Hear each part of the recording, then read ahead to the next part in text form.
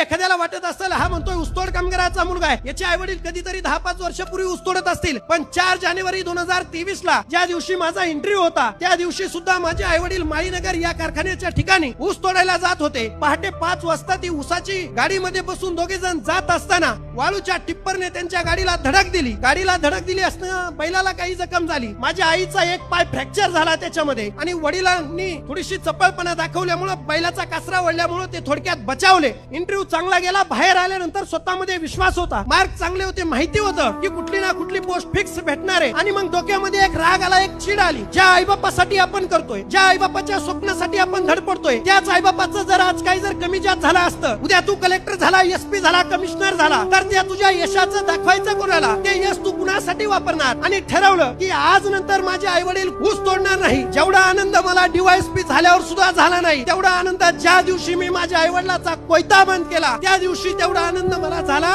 हे मी अभिमानानं तुम्हाला सांगेन.